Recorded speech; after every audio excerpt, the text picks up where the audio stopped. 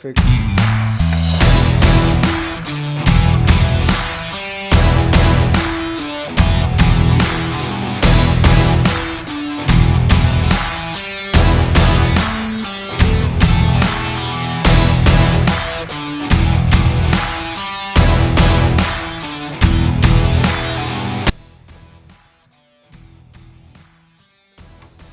The neck will just be above that.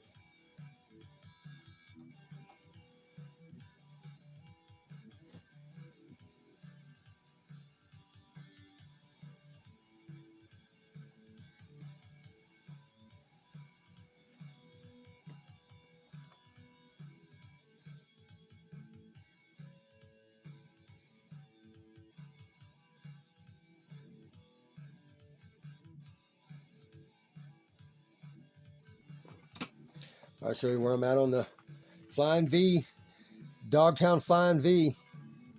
I got my bridge on. It was a stressful situation. I almost screwed it up a couple different times and fucking worked through that and ended up with it having that brake angle right there. It's low. It's got low string height. Wasn't easy getting it like that. Like I said, man, I stressed out on this a little bit. And I got my bone nut cut. And it fucking come out good. I'm just focusing in on that very well. It come out pretty good for my rookie ass. But it's all right. I like it. And I'm ready to. I'm gonna pull these strings off, and then I'm gonna polish the frets and sand and polish the frets a little bit. Listen to this.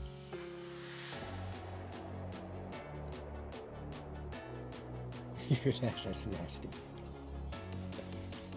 The frets are a little scratched up. They need to be polished, and I've worked on the edges. I got the edges where they're not sharp anymore, but it's time to mess with the frets. I'm gonna pull the strings off, do the frets, get them where I'm ready to go, and by then maybe I'll have my pickup in, Dylan pickup, Dylan Talks tone pickup, and my knobs, everything going right here. I'm gonna have a volume and a tone, and then I'm gonna have a switch if it's gonna be back right here. And I don't have a hatch in here to get to it, but so I'd put this in. There's how you get to the electronics. To the side right here. And this guy has a magnet. It closes. Very satisfying close, but cling. Yeah, I got a real strong magnet in there on it. You got that going, so it's gonna be hard to put the electronics in because I'm barely get a pot through that fucking slot there. So I'm gonna have to try to get a pot in there and then tilt it up and get it through the top. If it's real hard, I'll just cut a damn hole in the back. No, that's why I was doing to avoid that. I didn't want to try to make a hatch, you know. So, I can go back in through here too, though. Yeah, see, I knew when I left this open. I said, I know how it is around here. I've already had 2 homies move in. Setting up shop in there, it looks like. There's the guitar.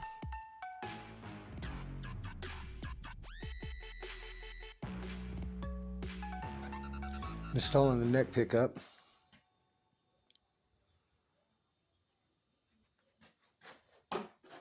And I use my Dremel to route it out. The rest of the way, got pretty good edges on the end, so that'll work good. Just fits. And to get the wires to the humbucker pickup will be right back here, not right here. So to get the wires to the knobs will be right over here. It's a long ways, but I'm going to drill in the neck pocket right here through the, through the hole for the single coil and into the one where the humbucker is. And then there's a little area for me to feed the wire through right here, to where the wood ends like right here.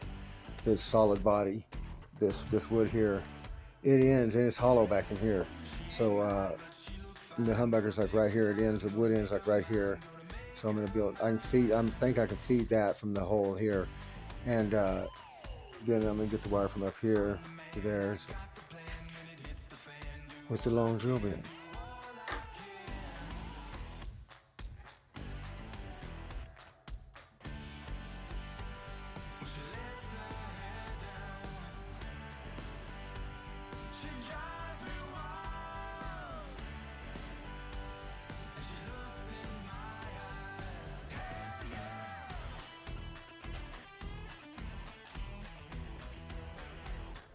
Building another guitar.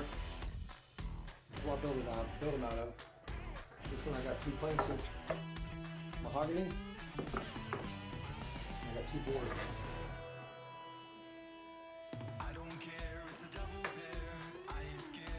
This is actually a 1980 stamping Airwalk.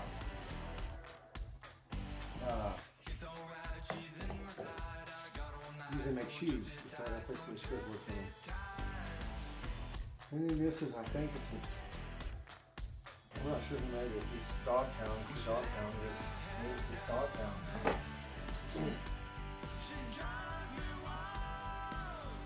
Tony Alva and the boys. Stacy Peralta and all them guys. Floyd Bones today.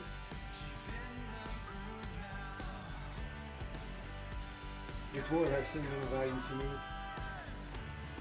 It's probably the last one I've built. That's like the 7th guitar I built that skateboard. It's like really high quality maple plywood is what they're made out of.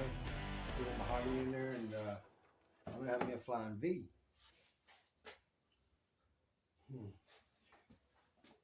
I have a single coil here and a humbucker here. I'm gonna use the string through. Go with the string through design. Next thing comes out right here and goes up like that. This will be cut back. Then I just piece them together, man, and glue them and screw them, and come out with these guitars. And started doing it really like, I think it was like right before COVID hit, right when COVID hit, and so I was building these guitars, and I built like 3 of them the first year. It was so much fun, like to build them. It's just the way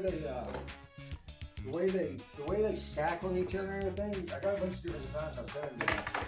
It's really cool to work with, actually, with the way they stack, and you can match them up and just like putting a jigsaw puzzle together almost, but this one is a little different design. I got a flat plank on that one. I'm gonna just put out of there like that, and then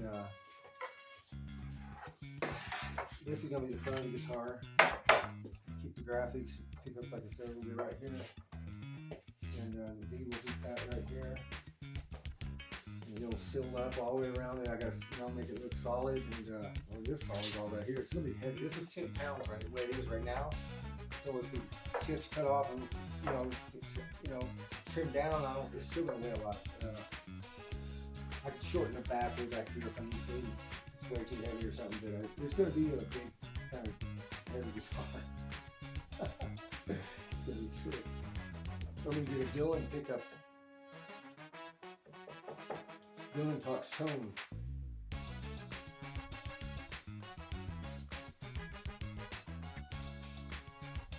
Get a Dylan pickup, and I got a single coil on the phone up here. I'm gonna get Dylan pickup. So string through design with them has a V thing right here, chrome V thing, maybe a black one, I don't know. And Then, you know, like this will be cut back like that, and then that comes out right there. And that's it. That's it, man. That's how I do it. That's how I build these guitars.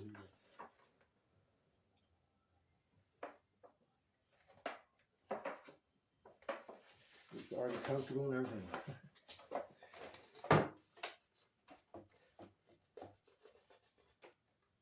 That's gonna be big guitars that back so long, but I just can't cut it back. I mean, if I have it that long, I'm gonna probably keep it that long, unless it's just really a pain in the ass or something.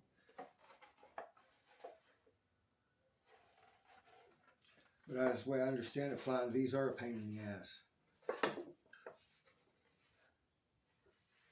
Slide out of your lap. But they're heavy metal, huh? You know, a rock and roll guitar. This is my brother's skateboard. Rest in peace.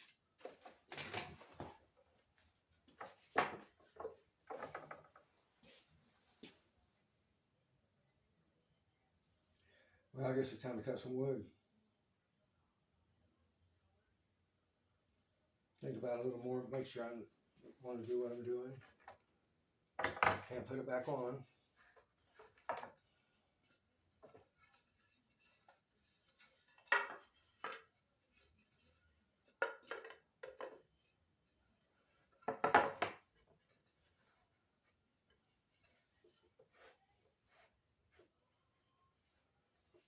I'm going to attach this here. I'm going to get this cut. Get this fastened to this. Then this top will be carved. Might add a little piece of wood on it, you know, but it'll be carved. It'll match this carved here. And you know, I got it. Bam. It's like it takes a lot longer than building a regular guitar. It takes some sanding, some fitting and stuff. It's like I built a kit, and it was like, well, that was pretty hard gluing the neck on. I was like, there's nothing to do. You didn't even drill all the holes for me. I was like, but I got better at finishing guitars on that one because I finished it a couple times, and that's what it's all about. Is one of them kits, kind of putting it together, doing electronics and doing the finish on it. But you ain't building shit. You know, you got to put something together. I'm building this guitar, not the neck. I ordered that. It's got a paddle head, so I'm going to do whatever shape I want. I'm thinking of doing a reverse V cut on it, you know. But I might do this like that shape, like the regular Gibson one. It's going to be set up like the old 57 or whatever, you know, with the string through design. And it might be my last one because this is my last deck I have in my possession. I had decks laying all over the place. I quit skateboarding a while back. It's 48 or something. I'm 56 now, you know, so I quit skateboarding, and I had these decks. I was using them as shelves and stuff in the house, and you know, a bunch of short decks that are all beat the fuck out. I had them laying all around out here, and I'm still making guitars out of them. And I had enough. I built 4 guitars out of decks I just had laying around. And I was showing what I was doing, and people were giving me their decks and said, "Here, build me a guitar." You know, so I built one for a friend. And, but the thing is, this is probably a $200 deck. You know, I mean, you can't get this. This is a 1980s deck. You know, but you know, it'd be $100 or something. So, you know, that's $300 in debt, and just that part. You know, and then, you know, I'd be lucky to sell these guitars for $150. You know, but it's like in all reality, man, there's like $300-400 worth of wood in here, just in the decks. You know, but that's 9-ply. No, this one's 7. I got some of mine are 9, but 7-ply, high quality maple plywood. And then, you know, and then pressured and formed into that shape. It's rigid, man. You can build these guitars with an angle grinder and a jigsaw and a cordless drill. You know, you don't need a router or CNC. It helps to have a router, but if you can just go home and do it with the jigsaw, because you can do it when they're in pieces. And I have a router, you know, but I do a real sloppy job on that. I'm going to try to do a real neat job on my pickup grindings, man. I had some of them look at when I finished, look like I did it with an axe. I was like, the ring's going to cover it, but look under it, and it's like, shit.